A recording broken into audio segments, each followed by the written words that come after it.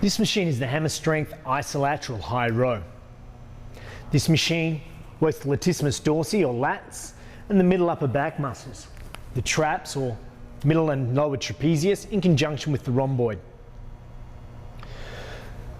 The starting position for the Isolateral high row, we'll see that it's in a higher position. That actually puts the latissimus dorsi under greater pre-stretch prior to starting into the lift.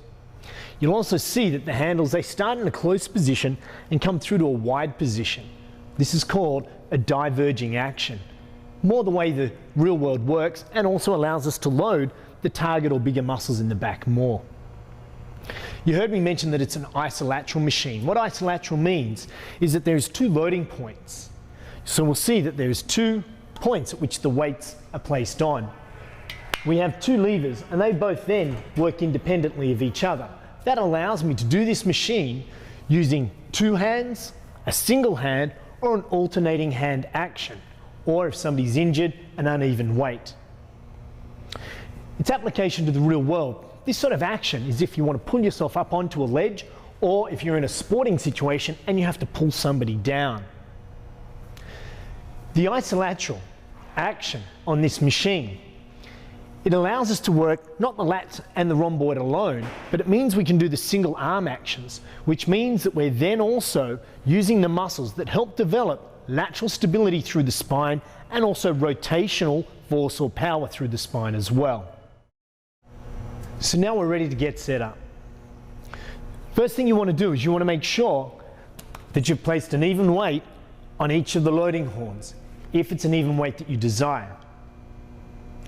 Then you want to adjust the seat height so that when you pull through, the arms come through, so the elbow comes through around a mid-chest position. Adjust the knee rest up, ready to start. So I've adjusted my seat height, it's in place, grabbing the handles in an overhand grip position. As you sit down, bump the knee pad, it'll come down, it'll lock you in place. We're now good to start lifting. So my chin is up, my chest is high, my stomach's braced. Squeeze the shoulders down out of the ears as you pull the elbows down through to the side of the body. And control back up to top range. Getting that bit of pre-stretch through the lats, shoulders are down as the elbows come through to the side of the body or torso. And control back up to top range. As we said, this machine, it's isolateral, so it can be used multiple ways. We just used it using 2 hands, which balances out a strength difference from one side to the other. We can also use it in a single hand mode. So with this mode, I have it with the single hand. I place my hand across the stomach. It reminds you to switch those core muscles on, keeping them braced. Still get that pre-stretch. Take that shoulder down as you pull that elbow through to the side of the torso, controlling back up to top range, getting a bit of a stretch. Down, pulling through to the side of the torso and back up. Remember, we said with that, it helps develop the muscles that give us lateral stability through the spine and also power in rotation. We can also use both handles and we can do an alternating action. My same thing, my chin is up, chest is high, and I'm alternating now from one side to the other. What this is doing, it is forcing those stabilizing muscles and those rotational muscles of my core.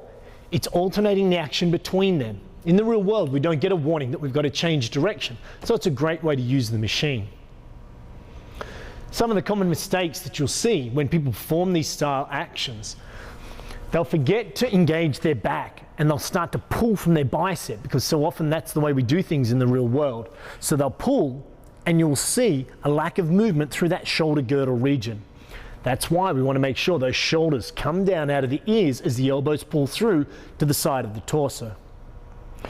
Also, you want to be conscious of making sure that you're not pulling and extending through the spine as you try and pull the handles down.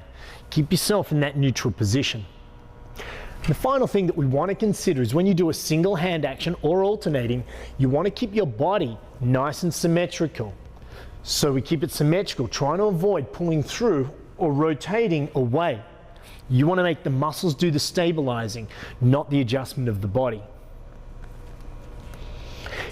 If you want to develop the balanced program, then you could look at doing the hammer strength Isolateral incline press.